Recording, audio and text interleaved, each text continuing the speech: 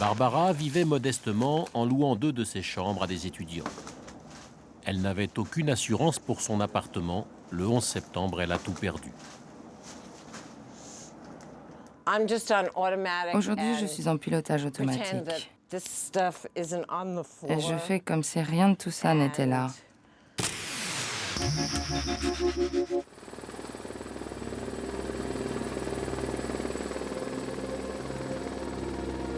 New York, 5 mois après les attentats du 11 septembre. Pour les tours opérateurs, le survol de l'immense chantier où se dressait autrefois le World Trade Center est devenu un passage obligé. L'arrivée sur le sud de Manhattan est impressionnante. C'est à peu près à la même altitude que volaient les 2 avions kamikazes avant de percuter les tours jumelles.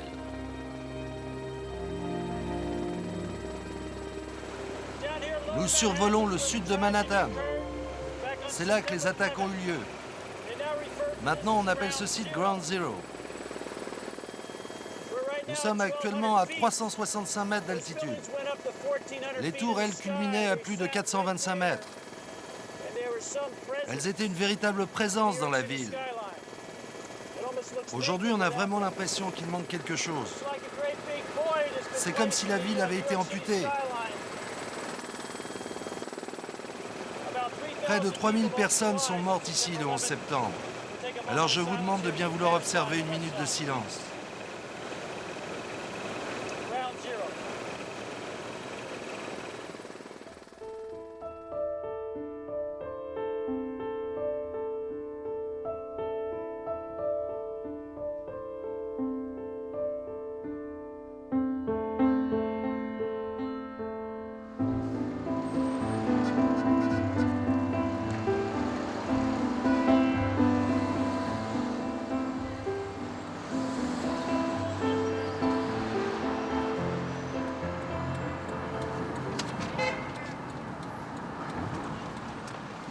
Autour de Ground Zero, la circulation vient à peine d'être rétablie. Mais le quartier est encore très surveillé. Pour le FBI, près de 3000 personnes sont mortes assassinées ici, et le périmètre est toujours considéré comme terrain d'enquête. Pour pouvoir s'en approcher, Léa Erickson possède un laissez-passer spécial. Ils viennent tout juste de laisser passer les voitures. Il y a encore 2 semaines, on ne pouvait pas aller plus loin. Maintenant, les piétons peuvent descendre jusque là-bas. C'est le dernier quartier de la ville à revenir à la normale. En particulier, l'endroit où nous sommes.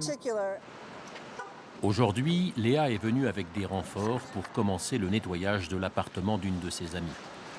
L'entrée de l'immeuble est située juste derrière Ground Zero, dans une rue encore sous haute surveillance. Bonjour, on va au 125 Cedar Street. Je suis venue avec mon équipe pour nettoyer un loft. J'ai toutes les accréditations. Merci beaucoup. Nous sommes à Cedar Street. Barbara, l'amie de Léa, habitait au numéro 125 dans l'un des rares immeubles d'habitation de cet immense quartier de bureaux. Un immeuble d'une vingtaine de lofts, tous occupés par des artistes et situés juste en face des tours du World Trade Center. Depuis l'attentat, le bâtiment a été évacué. Les locataires ne sont autorisés à venir que pour récupérer quelques affaires. Tous les appartements ont été nettoyés, tous sauf un, celui du 6e étage gauche.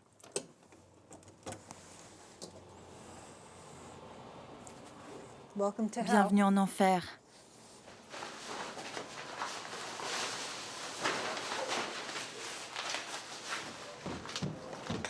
Barbara était chez elle lorsque la première tour s'est effondrée. Depuis, elle s'est exilée en Californie. Son appartement, lui, est resté tel qu'elle l'a abandonné le 11 septembre. Une épaisse couche de poussière chargée d'amiante et de particules de verre recouvre tout et contraint les volontaires à porter des masques. Ground Zero, c'est juste derrière. On ne peut pas le voir parce que les fenêtres ont été soufflées par l'explosion. Les ouvriers ont dû mettre du contreplaqué. Regardez-moi ça. Quasiment tout ce qui est là, ça vient du World Trade Center.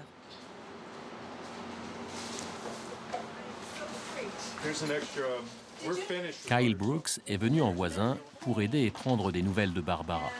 Il habite le 125 Cedar Street depuis 20 ans et vient à peine de finir de nettoyer son appartement. Il a quelques recettes pour éviter le découragement. C'est ce côté-là de l'appartement qui a vraiment souffert. Oui, parce que c'est par là que tout est rentré. Ouais, c'est surtout la cuisine qui a pris. Kyle dit qu'il faut commencer par nettoyer une pièce. Oui, commencez par une petite pièce. Vous sortez tout, vous la videz complètement. Et puis vous nettoyez à fond la moquette et les murs. Ce sera un bon début déjà. Comme ça, vous aurez l'impression de vous réapproprier l'endroit. Ensuite, commencez à ramasser tout ce qui a de la valeur dans l'appartement. Nettoyez-le et entreposez-le dans la pièce. C'est comme ça qu'il faut faire.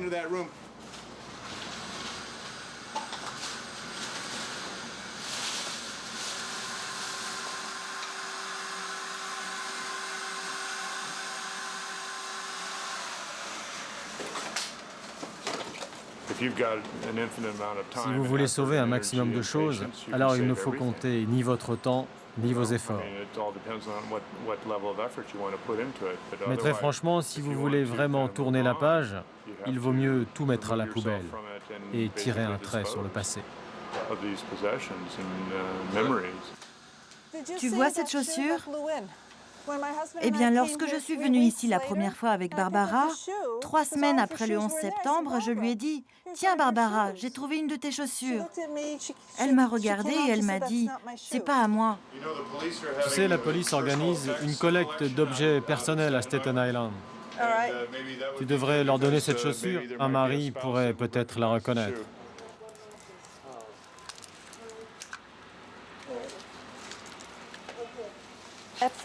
Les premières fois, c'était très déprimant de venir ici.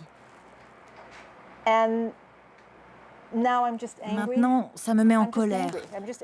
Ça me met vraiment en colère. Regardez-moi ça. Un vrai gâchis. J'ai entendu dire que les terroristes hurlaient « Allah est grand » avant de mourir. Mais moi, je vais vous dire un truc. Ce Allah, ce n'est pas le même Allah. Ce n'est pas le même Dieu que celui que je connais. Et quand ils rencontreront Allah, il leur crachera au visage. Et leurs âmes brûleront en enfer pour toujours.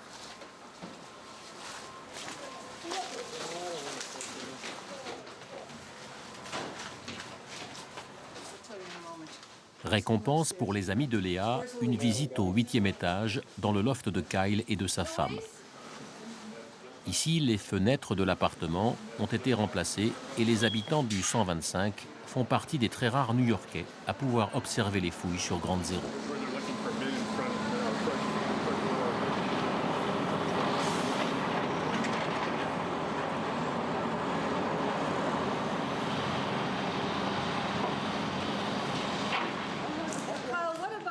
Elena, la femme de Kyle, n'oubliera jamais les tours jumelles. Dressées juste devant ses fenêtres, elles étaient 11 fois plus hautes que son immeuble. La tour sud était juste là. Elle s'est effondrée dans 3 directions différentes. Il y a une partie qui est tombée par là, sur l'immeuble de la Bankers Trust. Il y a un autre bout qui est tombé par ici, juste devant nous. Il y avait des gravats jusqu'au 2e étage. Et enfin, c'est tombé de l'autre côté, là-bas, là où il y avait l'entrée du métro. Ça, c'est le métro. Ça aurait très bien pu nous tomber dessus et cet immeuble n'existerait plus. Ça s'est joué à quelques mètres, en fait. La plupart des gens disaient « Oh là là, le World Trade Center, Wall Street, ça doit pas être marrant comme quartier. » Mais pour moi, c'était pas du tout comme ça. Il y avait des petits cafés un peu partout. Le soir, on y retrouvait des amis. Et petit à petit, on avait une véritable vie de quartier. J'étais heureuse ici. Il y avait vraiment une lumière magnifique dans cet appartement. Surtout le matin, le soleil se levait derrière nous et les rayons venaient se refléter sur les tours. Elle était tellement forte que j'ai dû mettre des stores pour protéger mes peintures. Quand j'ai vu cette lumière pour la première fois, je n'arrivais pas à croire qu'elle venait du World Trade Center.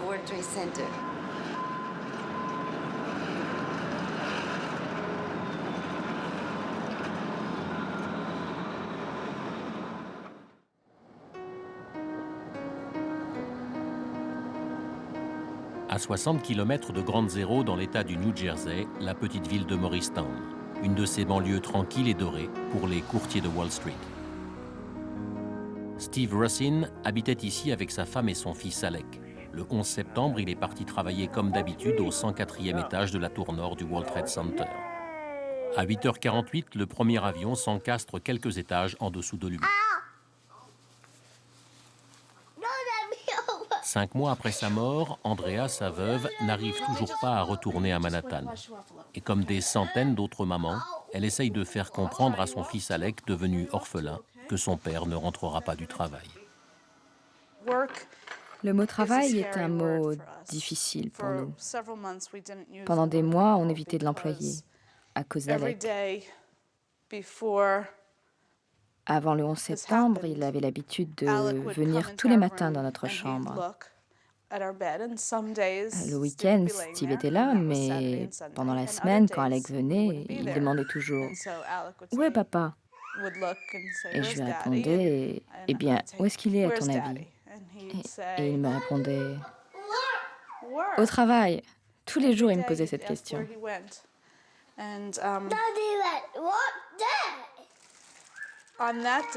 Le 11 septembre, comme tous les matins, il est entré dans ma chambre et m'a demandé « Où est papa ?»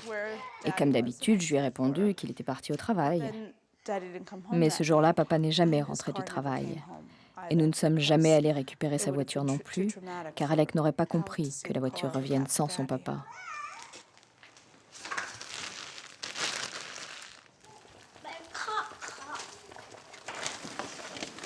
Quatre jours après l'attentat et toujours sans nouvelles de son mari, Andrea donne naissance à des jumelles, Olivia et Ariella. Son histoire émeut l'Amérique tout entière. Depuis, à 33 ans, elle est devenue le symbole de toutes ces jeunes mères restées seules face à la vie.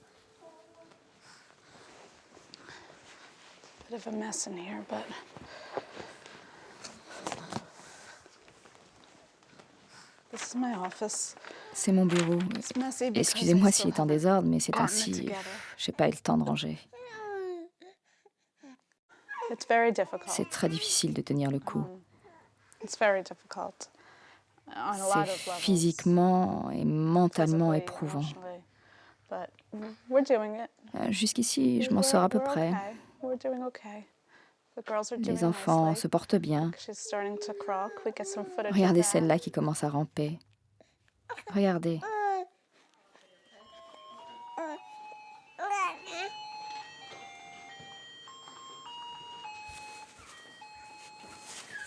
Comme toutes les veuves du 11 septembre, Andrea peut compter sur l'immense élan de solidarité qu'a suscité l'attentat. Elle a reçu le soutien d'innombrables entreprises et associations. Dans sa petite ville, chaque jour, des bénévoles se relaient pour l'aider à s'occuper de ses enfants, mais surtout pour lui laisser un peu de temps à elle. Allez, on part à l'école, Alec, d'accord? Tu dis au revoir à maman? Merci. Allez, au revoir hein, et bonne journée.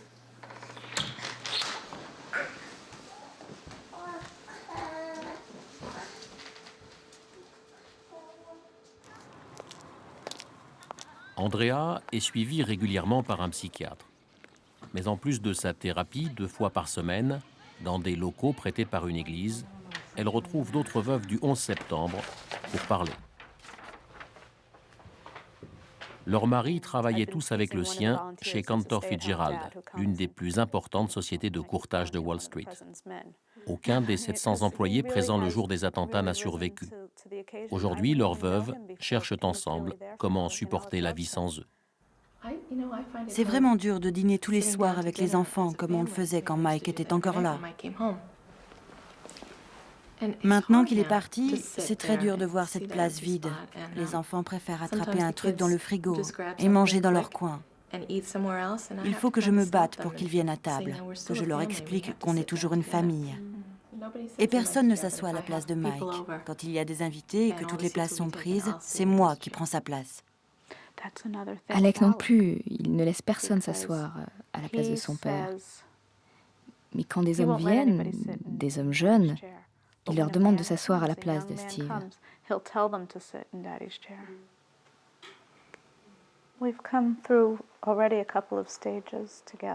On a déjà franchi quelques étapes ensemble. Au début, on a passé des mois à parler de nos maris et de ce qui s'était passé. Maintenant, comme vous le voyez, on arrive à parler d'autre chose, de ce qui se passe autour de nous. Et même si on parle encore de la mort de nos maris, ça nous obsède moins qu'avant. Alors qu'au début, on ne pouvait pas s'empêcher de parler de leurs derniers instants. Je viens ici parce qu'au moins ici, je me sens normale. Je n'ai pas besoin d'expliquer ce que je ressens. En fait, je me suis rendu compte que je venais pour apprendre à faire face aux autres gens, parce que c'est eux qui me paraissent bizarres maintenant. Ce qui semblait être normal avant ne l'est plus du tout. Il n'y a rien qui ressemble à ce qui s'est passé le 11 septembre. Les gens disent « Oh, c'est pas la première fois que des hommes sont tués. Il y a eu des guerres avant. » Mais personne n'a jamais vu ce que nous avons vu. La mort de nos maris était filmée en direct. On a vu et revu ces images en sachant que la personne qu'on aimait le plus au monde, cette personne qui faisait partie de nous-mêmes, était dans ces tours. Moi, je n'arrive toujours pas à croire que ça nous soit vraiment arrivé. Oui, c'est vrai, parfois on se dit qu'ils vont revenir, parce qu'ils ont vraiment disparu d'un coup. Ben oui, après tout, ils étaient juste partis au travail ce jour-là. S'ils avaient été militaires, policiers ou bien pompiers, on aurait pu s'attendre à ce qu'ils soient tués en service. Mais là, ils étaient tout simplement assis derrière leur bureau. C'est vraiment incroyable.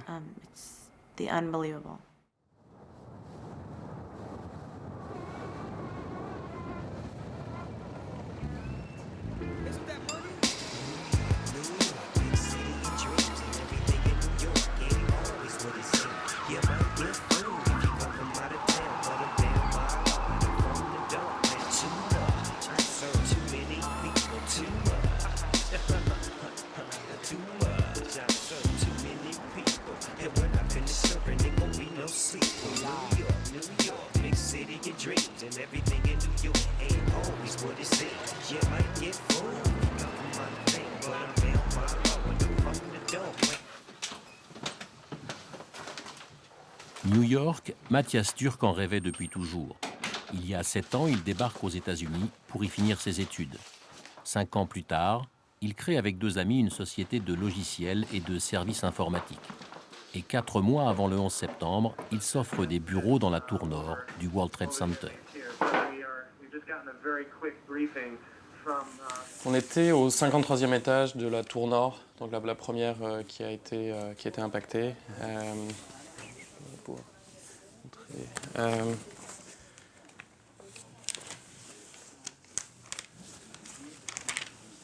On était dans cette tour-là, de l'autre côté, côté sud, juste au niveau de la marque. Incroyable, juste à quelques étages de la zone d'impact. C'était un vrai symbole, c'était vraiment le symbole du passage d'une petite société en développement avec une jeune technologie à une société beaucoup plus établie, beaucoup plus mûre. Mais à l'égard de nos clients, c'était fantastique, ça donnait une crédibilité immédiate à la société. Ça nous aidait beaucoup, c'était un investissement en marketing qui portait vraiment ses fruits. C'était une belle adresse. Au moment où les tours s'effondrent, Matthias est encore chez lui. Par chance, tous ses employés déjà au travail réussissent à fuir. Mais les bureaux, les meubles, les ordinateurs, presque tout a disparu. Un coup dur pour la jeune société. On s'est remis au travail littéralement dans l'après-midi du 11 septembre. Mais tout le monde, c'était amusant, étonnant, réconfortant. Mais on s'y est tous mis de façon pratiquement séparée, pas coordonnée, mais on s'est tous mis à reconstruire immédiatement la société. C'était le moyen pour nous de vivre ça.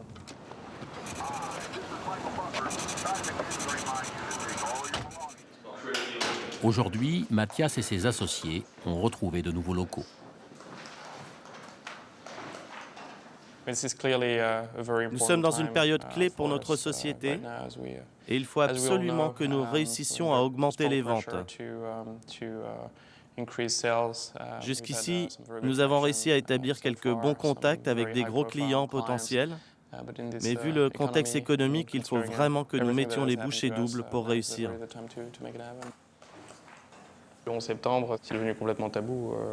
Enfin, chaque fois que c'est venu, j'ai eu 2 exemples très récents où c'est venu dans la conversation, dans des rendez-vous clients. Et immédiatement, les gens ont changé de sujet parce que ça les mettait mal à l'aise. C'est pratiquement comme montrer ses blessures en plein rendez-vous. Les gens ne veulent plus en entendre parler. C'est un petit peu la mentalité américaine aussi, mais on ne peut pas se permettre de penser à ça. On n'a pas le temps d'avoir des regrets, on n'a pas le temps de penser trop à ça. Il faut avancer, c'est une question de survie. Mathias continue à se battre pour faire repartir son entreprise. Mais difficile d'obtenir des rendez-vous tant le contexte économique de l'après 11 septembre est mauvais. Il n'a toujours pas reçu le moindre dollar d'indemnisation. Dans quelques semaines, il doit déposer un dossier auprès de l'administration dans l'espoir de toucher enfin de quoi consolider sa société. Tu peux obtenir combien avec ça? 500 000 $. C'est beaucoup? Non, c'est pas beaucoup d'argent, mais dans cet environnement, 500 000 $ nous aiderait beaucoup.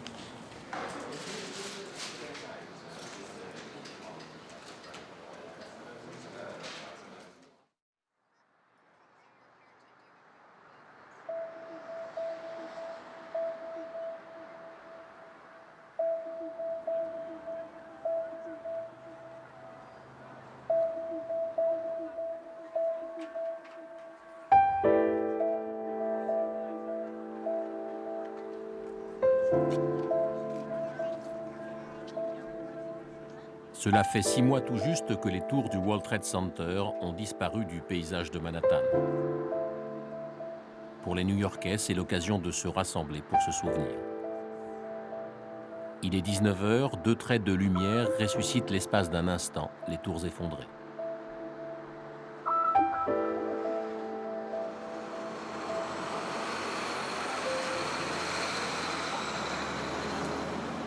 À Ground Zero, les travaux de déblaiement continuent. Depuis le 11 septembre, ils n'ont jamais été interrompus, pas même une heure. Les ouvriers en ont extrait des millions de tonnes de débris.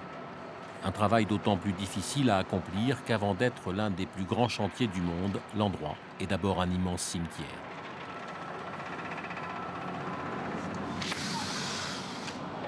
Au 8e étage du 125 Cedar Street, Kyle et Elena sont fascinés par le travail des sauveteurs.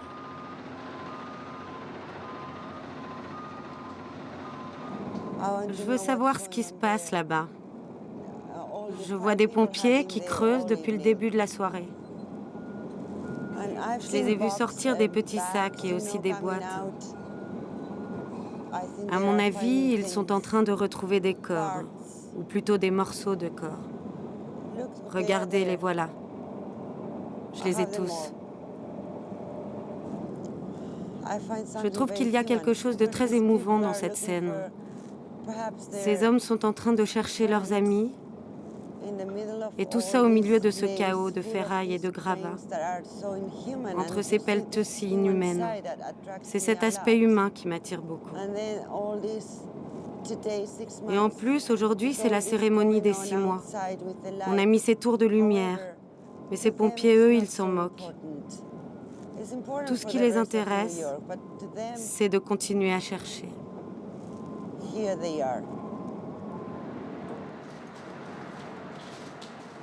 Pendant 20 ans, Elena et Kyle ont vécu et travaillé dans ce loft. Lui est architecte, elle est peintre. Ni l'un ni l'autre n'étaient présents lorsque les tours se sont effondrées. Mais leur appartement, comme tous les autres dans l'immeuble, a été dévasté et Elena a tout perdu. Ici, c'était mon atelier. Toutes mes peintures étaient là, sur ce mur. Quand les tours sont tombées, le souffle a fait voler en éclats les fenêtres.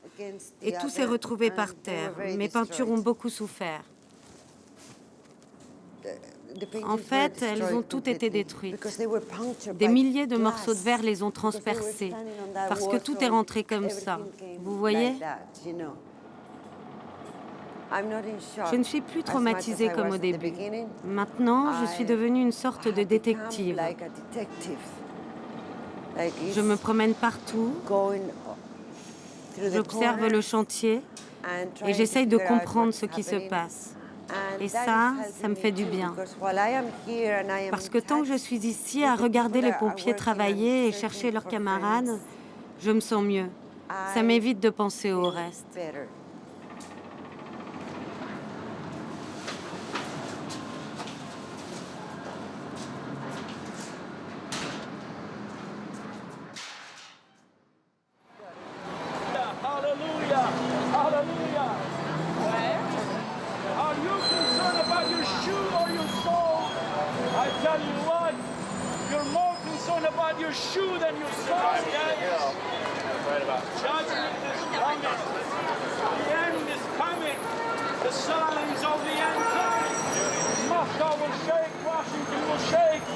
London will shake, New York will shake, and all these high towers that you see will come down tumbling on your head.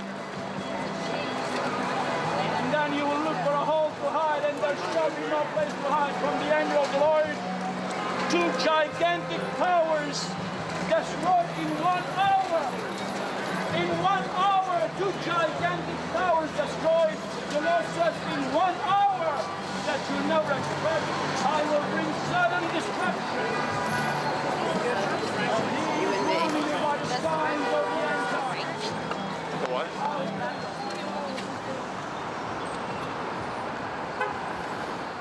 Les tours du World Trade Center, Hugh Gardy les connaissait bien. Il avait entièrement rénové le restaurant panoramique tout en haut de la tour nord. Architecte réputé, il est également l'un des meilleurs spécialistes de l'histoire architecturale de la ville. Pour des raisons à la fois symboliques et psychologiques, quand on pense à New York, on pense à Manhattan. Cet endroit est complètement hors la loi. Aujourd'hui, on ne pourrait pas entasser autant de gens dans un espace aussi réduit. Ça n'a été possible qu'au XIXe siècle. Aujourd'hui, tout prend de plus en plus de place. Et donc, avoir une telle accumulation de rues, de bureaux et de gens au même endroit, comme c'est le cas à Manhattan, ça n'est plus possible. Ce serait complètement illégal.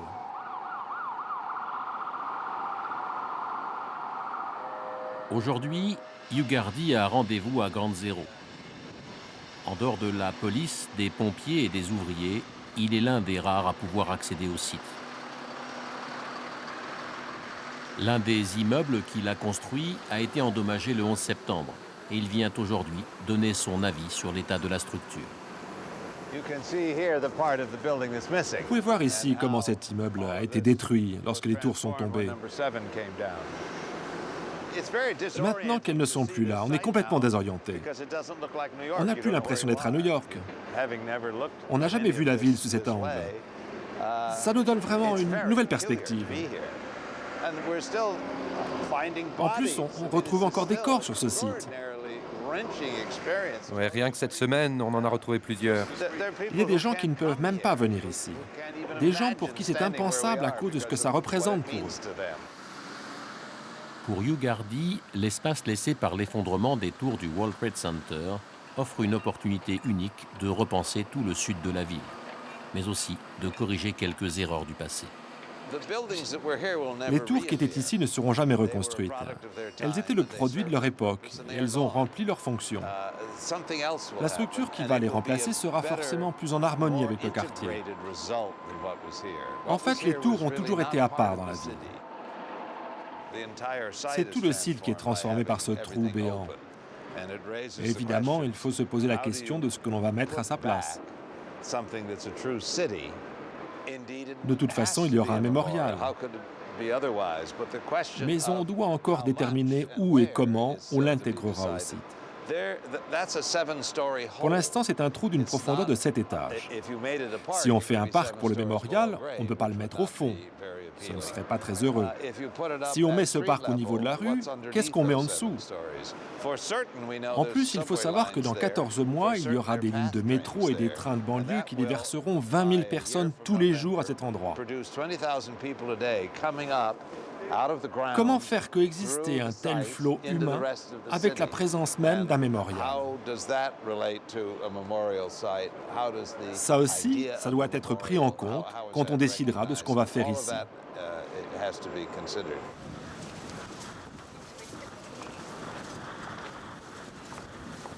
Chaque jour, ils sont des milliers à vouloir approcher l'immense blessure ouverte qu'est Ground Zero. La mairie a même construit cette plateforme d'observation. Il y a des touristes bien sûr, mais aussi des New-Yorkais. Comme si malgré les photos et les images en direct, il leur fallait encore voir pour croire.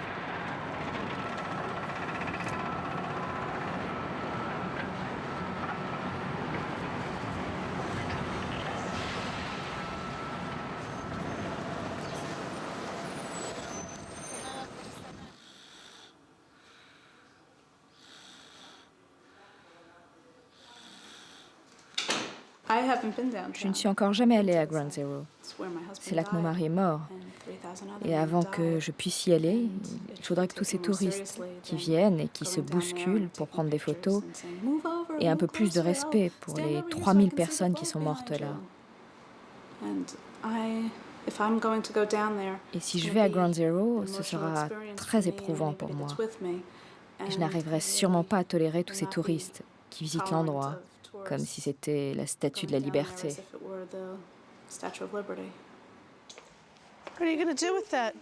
Aujourd'hui, Andrea évite encore de regarder la télévision de peur de tomber sur les images des attentats qui repassent encore quotidiennement. Yeah.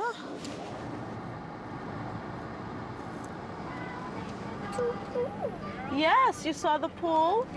Yes, we had such a wonderful time at the pool with Daddy, didn't we? Bye-bye. Yes. Daddy went bye-bye. And we miss Daddy so much, don't we? Bye, Daddy.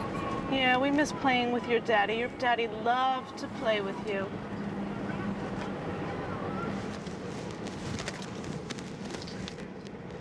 Look at that beautiful pond they have. Dans la banlieue où vit Andrea, 4 personnes ont disparu avec les tours. D'autres, par miracle, s'en sont sortis. Don Marino est l'un d'entre eux. Et c'est à la demande de sa femme qu'Andrea lui rend visite aujourd'hui. Don souffre de dépression post-traumatique, un problème psychologique classique chez ceux qui ont survécu à une catastrophe. Pendant plus de 20 ans, Don a travaillé en haut d'une des tours jumelles. Le 11 septembre, il sort indemne des attentats, mais il laisse derrière lui des dizaines de collègues et d'amis. Une chance qu'il vit aujourd'hui presque comme une malédiction. Je n'arrive plus à travailler. Je ne peux plus me concentrer sur quoi que ce soit. J'ai des trous de mémoire. Je serais bien incapable d'assumer un boulot qui paye autant qu'avant. Chaque matin, je souffre de crises d'angoisse. Je suis en dépression chronique. Il n'y a pas un jour qui passe sans que je repense à tous les amis que j'ai perdus.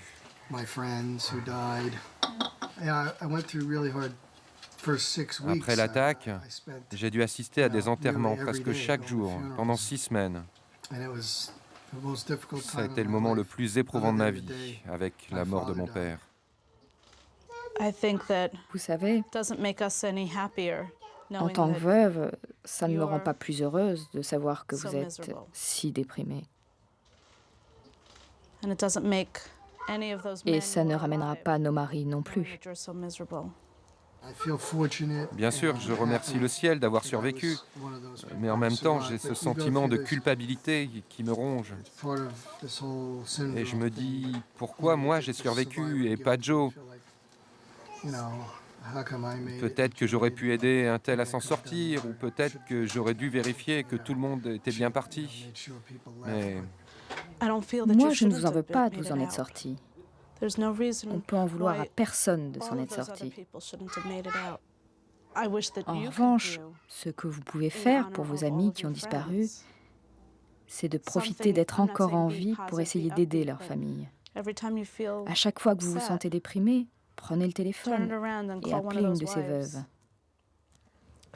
Vous savez, tous ces amis avec qui nous allions dîner avec Steve, ils n'appellent plus à la maison.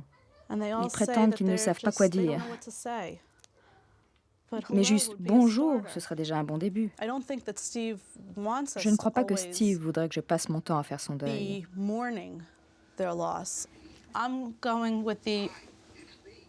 Je sais qu'il voudrait que ses enfants soient heureux. Et aujourd'hui, c'est ça ma responsabilité envers lui.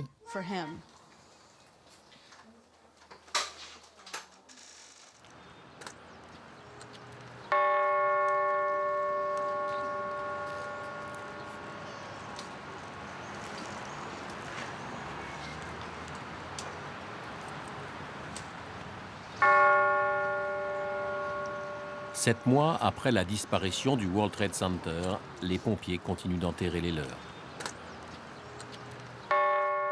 En tout, ils sont 343 à avoir péri sous les décombres. Alors chaque fois qu'un corps ou qu'une partie d'un corps est identifié, il est enterré avec les honneurs.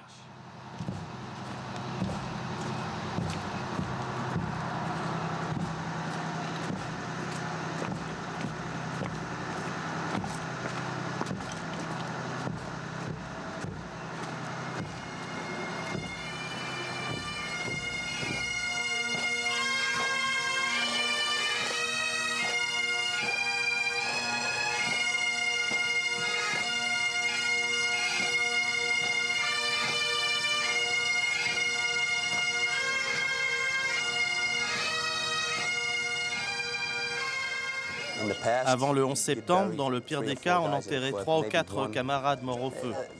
Alors rendez-vous compte maintenant, il faut en enterrer 343.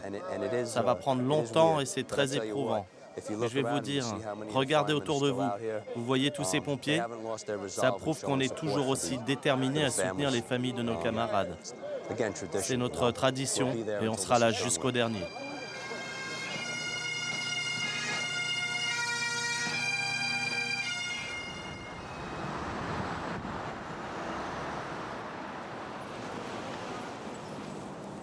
Pour Mathias Turk, c'est le jour du verdict.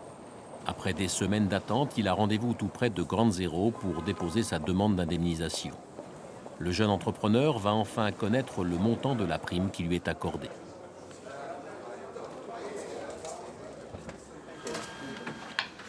Nous sommes au centre de réhabilitation des entreprises du World Trade Center, créé spécialement après le 11 septembre. Ici, toutes les victimes matérielles des attentats peuvent prétendre à une indemnisation. Véritable bureau de la dernière chance, le vendeur ambulant y côtoie le financier de Wall Street, réuni dans l'espoir de récupérer quelques milliers de dollars ou beaucoup plus. Comment allez-vous? Ça va, merci. Tenez, voici mon dossier. Bien, c'est la première fois que vous venez ici? Oui, c'est la première fois. Vous avez l'intention de revenir dans le quartier? Je ne sais pas trop. Pour le moment, on a un bail qui nous satisfait, mais bon, s'il y a une bonne opportunité de revenir dans le coin, pourquoi pas? On y réfléchira.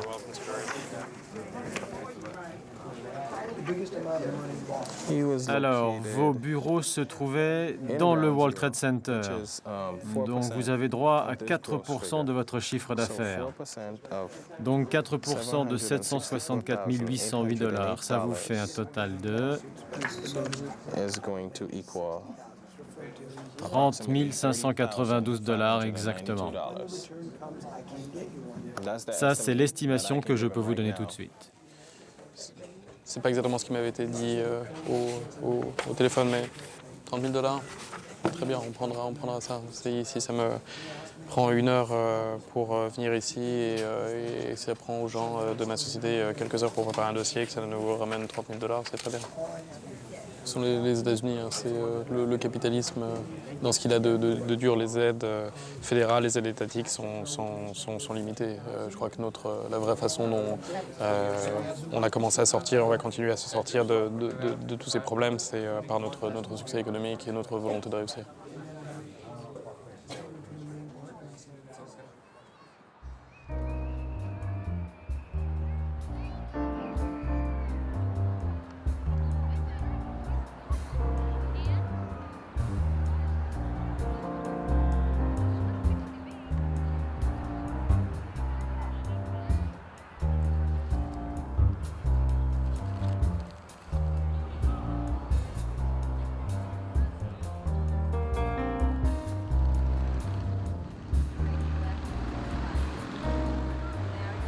Barbara Bergman a attendu le printemps pour revenir à New York.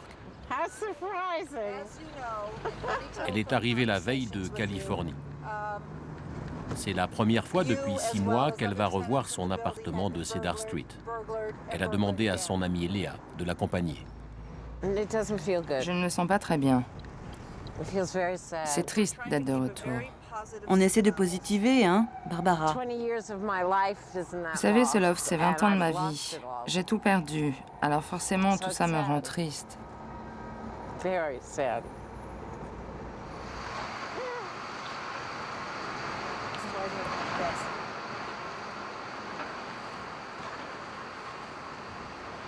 Okay. Oh, great, Bill.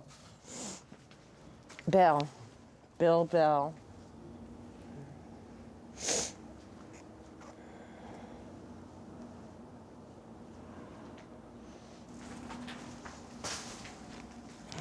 Normalement, il n'y a plus de rats ni de souris. Je sais, tu me l'as déjà dit. Mon Dieu, regarde-moi ça. Les travaux de nettoyage n'ont pas beaucoup avancé. Seules les fenêtres ont été changées. Oh God, you can't go that way. Barbara vivait modestement en louant 2 de ses chambres à des étudiants.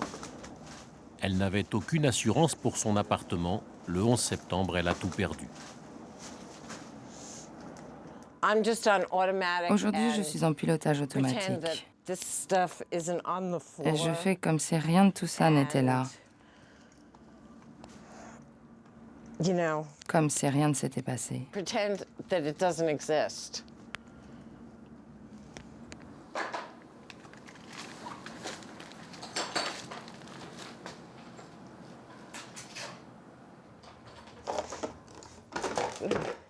J'ai un peu peur parce qu'on m'a dit qu'il y avait des rats sur ce lit. Regardez ce sac. Je vais le remplir et c'est tout ce que j'emmènerai.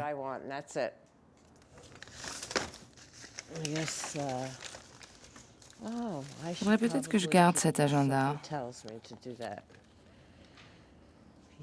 Quelle année? 2000. Oui, je le garde.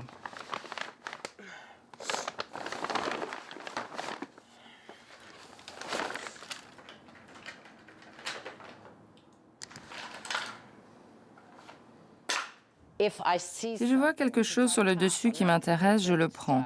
Mais pas question d'aller fouiller. Regardez ça, ça me fait plaisir. C'est un petit chausson. Je viens juste de le retrouver. Vous ne pouvez pas savoir à quel point ça me rend heureuse.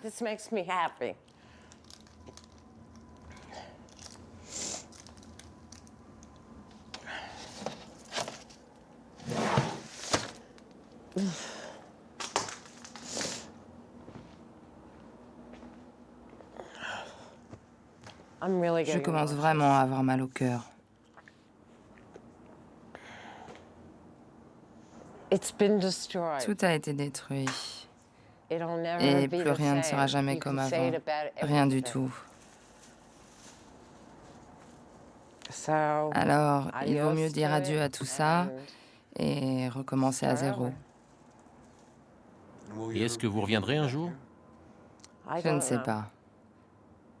Je ne sais vraiment pas.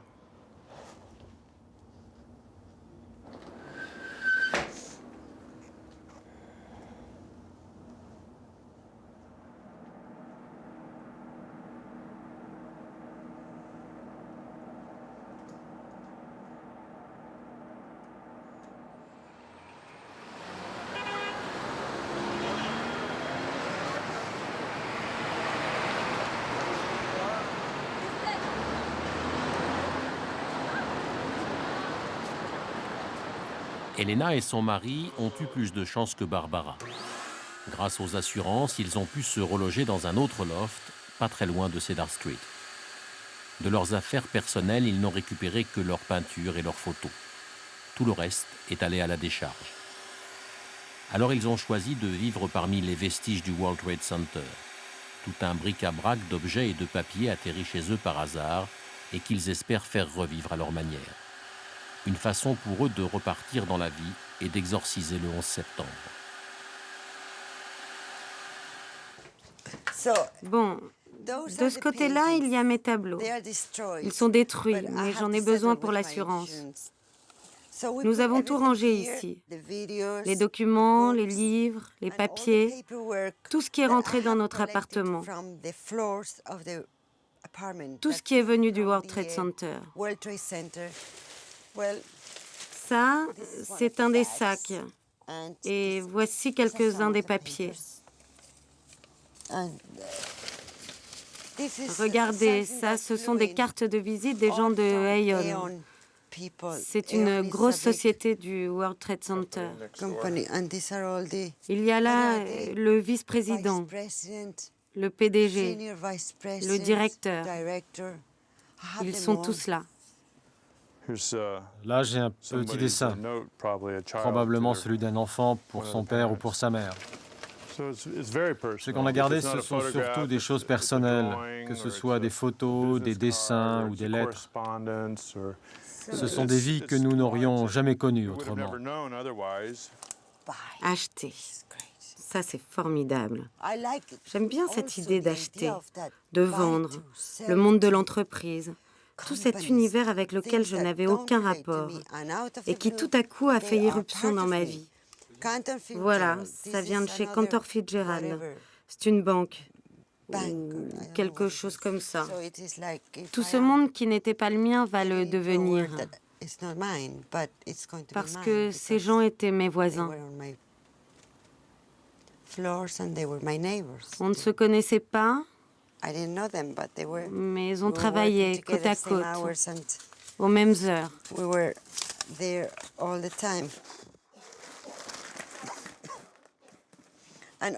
Tous ces papiers, je vais les nettoyer, les restaurer, pour en faire une œuvre d'art, une grande œuvre. Et ensuite, je la donnerai pour que personne ne puisse m'accuser de profiter de cette tragédie.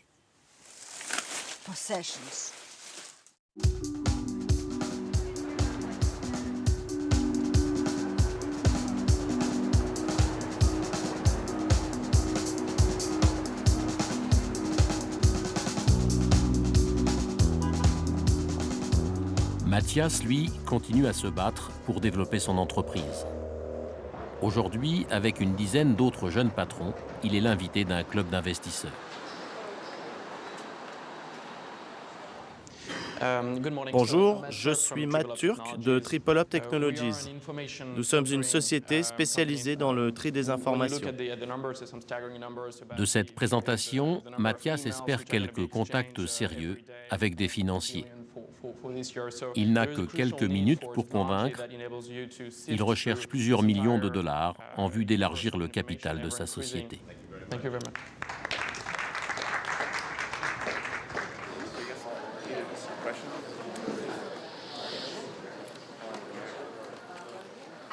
Il y a une légère reprise. La différence par rapport à il y a quelques mois ou même quelques semaines, c'est que les gens se sont remis à parler, remis à la table de négociation. Et au moins, on a beaucoup de rendez-vous, on a beaucoup de négociations, on arrive très proche de gros contrats. Mais c'est un processus lent, c'est un processus très, très douloureux. Donc il faut vraiment continuer à se battre.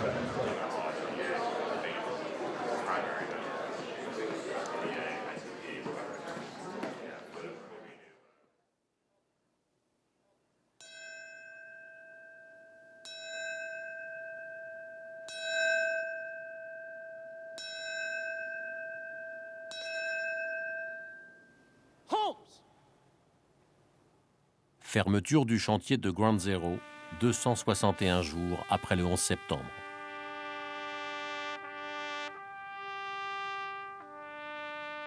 Symboliquement, un cercueil vide et une poutre métallique extraite des ruines du World Trade Center sont accompagnés hors du site.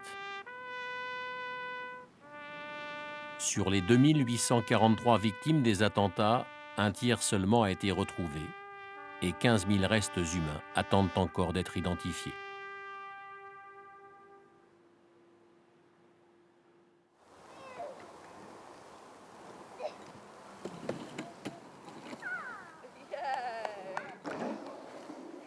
Le corps de Steve, le mari d'Andrea, n'a toujours pas été retrouvé. Il faudra encore des mois, voire des années, avant qu'il ne soit éventuellement identifié. Andrea le sait, elle et ses enfants doivent désormais vivre avec cette incertitude. Les enfants sont vraiment en forme. Et Alec parle beaucoup mieux depuis la dernière fois que vous l'avez vu.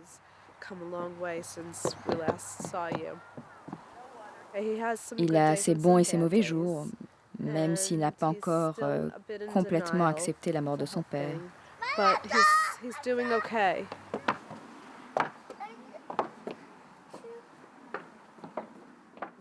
Les filles ont commencé à se mettre debout, mais elles ont encore besoin de se tenir à quelque chose.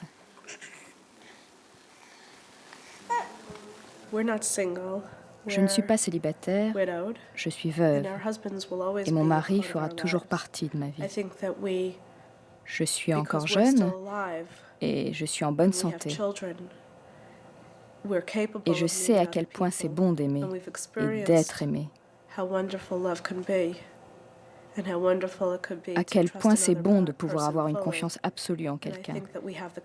Et je pense que je pourrais à nouveau revivre ça.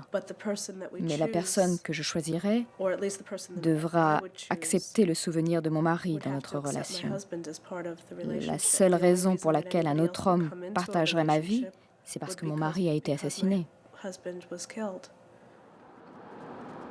9 mois après, comme toutes les victimes du 11 septembre, Andrea continue à voir en New York le symbole de sa douleur.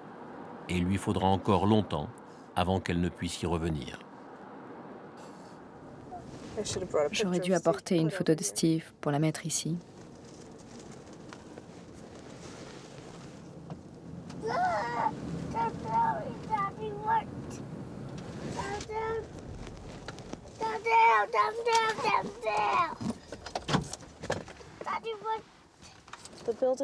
Les tours dans lesquelles papa travaillait ne sont plus là, mon chéri. Papa travaillait dans les tours les plus hautes du monde.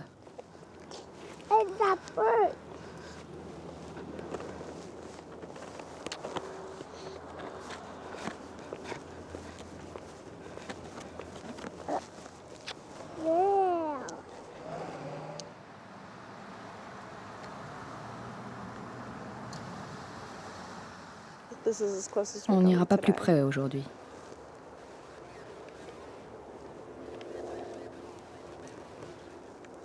Et d'ailleurs, Alec, lui, n'est jamais venu aussi près.